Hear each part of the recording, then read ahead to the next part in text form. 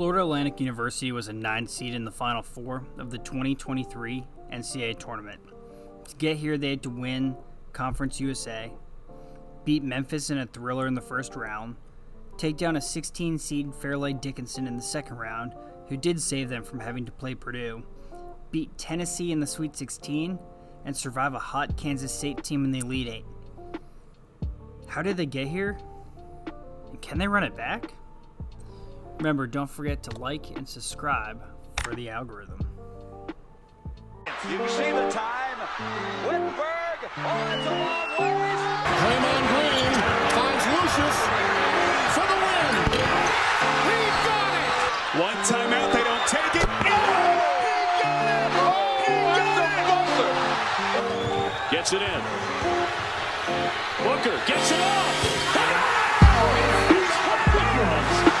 This one's good if it goes. Holy cow! Dusty May has been the head coach of FAU since the 18-19 season, and that is his first ever head coaching job. May was a student manager for the Indiana University men's basketball team after graduating college himself. He began his professional career as an administrative assistant and video coordinator at University of Southern California from 2000 to 2002. He returned to Indiana in an administrative role for 3 seasons before taking his first steps as an assistant coach with Eastern Michigan in 2005. He has also served as an assistant to Murray State, University of Alabama Birmingham, and 6 seasons as an assistant coach and associate head coach at Louisiana Tech. In his final season with the Bulldogs, the team went 27-9, including 15-3 in Conference USA to win the regular season championship by 2 games, and went 17-0 on their home court. Louisiana Tech won 49 of 50 home games from February of 2012 through the end of the season of the 14-15 season.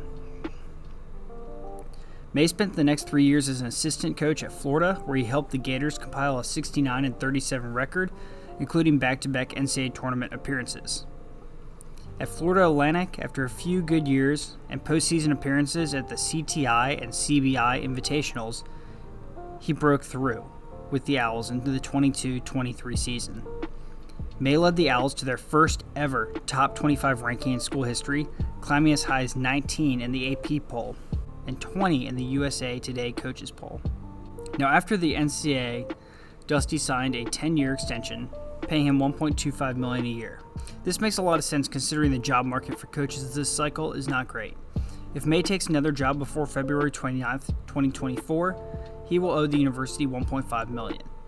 That number decreases to $1,750,000 and $500,000 over the next 3 years. If a blue blood naps him up, I'm sure they'll pay that off real quick. So FAU has their coach, and is expanding their budget for assistants now. For the team, they didn't have anyone enter the portal, despite the coach saying middlemen were trying to poach their players during their NCAA run, and they haven't taken anyone in the portal. So who's going to be there next year? Let's start with the departure from the program. Michael Forrest, a 6'1", 170-pound senior guard from Florida, will achieve his mechanical engineering degree at the end of this year. This is Michael's 5th year with the program, being a primary starter in his first, 3rd, and 4th years. He took a rotation role this year, only starting 1 game and coming off the bench for 36 out of the 37. He still averaged 20.7 minutes while adding 8.2 points per game, a career low average for him. In the NCAA run, he was very quiet offensively, except for the Tennessee game where he added 11 points, and Kansas State, where all 4 of the points he added were from the line to send them into the Final Four. Forrest is the only player on the current roster whose eligibility expires at the end of the season. As for departures, that's it. Everyone else is coming back. Florida Atlantic's leading scorer, John L. Davis, a 6'4", 200-pound guard from Gary, Indiana, committed to FAU over Northern Illinois and Miami, Ohio. As a freshman, he averaged 3.3 points and 2.9 rebounds per game. In his sophomore season, he averaged 6.8 points and 4.2 rebounds. Davis moved into the leading role as a junior, despite initially coming off the bench due to injuries. He averaged 13.8 points per game this season, and coming back next year, he should be able to improve more on those numbers. He can handle the ball, shoot, and slash at an NBA level. I'm getting young Dwayne Wade vibes here. Elijah Martin, a 6'2", 185-pound junior from Summit, Mississippi, played in 35 games this season, starting in 20 of them, comes in shooting second on the team at 13.1 points per game.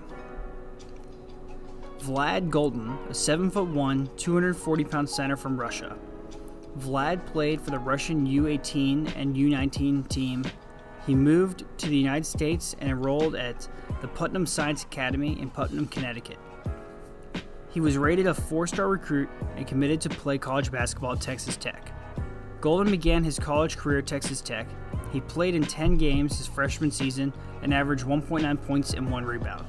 Following the season, Golden entered the NCAA transfer portal and found a new home at FAU. In the 22-23 season, Golden played and started in all 39 games, where he averaged 6.5 rebounds, 10.2 points per game. He looked awesome in their NCAA run and is expected to return as a big, though it's key he stays healthy. After another good season, he may have displayed enough to be a reach as a pro prospect. Nicholas Boyd is a 6'3", 175-pound redshirt freshman from New York. In the 2021 season, he saw the court in 23 games, averaging 15 minutes, 5 points, and 1.8 assists. Coming into the 21-22 season, he was promoted to a starting role for 37 of the 38 games, where he saw 23 minutes, 8.9 points, and 2.4 assists per game, while adding 29 steals in the season.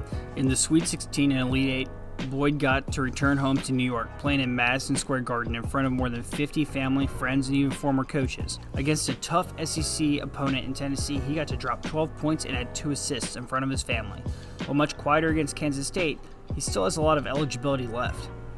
The roster is rounded out with Brian Greenlee, a 6', 191-pound rising senior guard from Florida who transferred to the program after 1 year on the Minnesota Golden Gophers, averages to about 7.3 points per game. Juan Carlo Rosado, a 6'8", 250-pound rising junior from Florida who added 5.8 points and 3.8 rebounds per game this season, including a huge 15-point game against Memphis in the first round. Brandon Weatherspoon, a 6'4", 185-pound guard from Mississippi who averaged 5 points per game.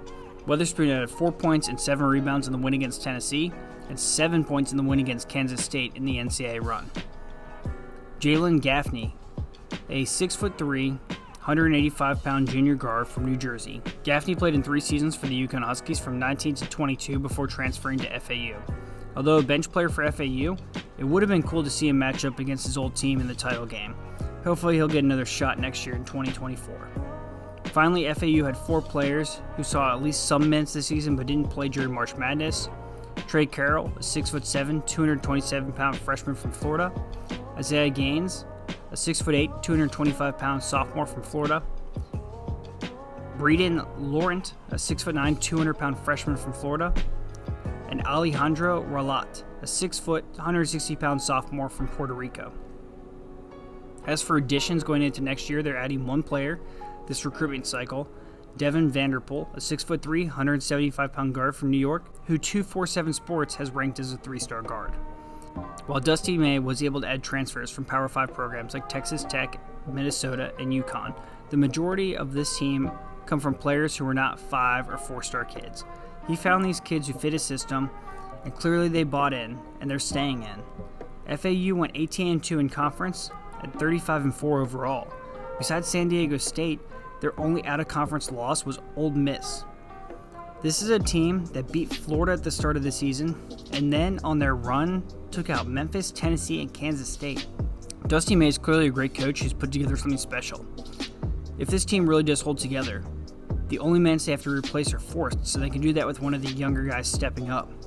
This team could be set for another run. This may be their last year with Dusty, as I'm sure Power 5 schools will open their banks for him next season, especially if he makes another run.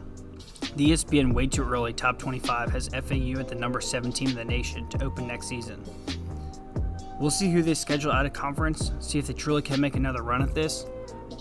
But what a wild moment in sports to go from the Cinderella, who no one expected to be dancing that long in March, to starting top 10 next year.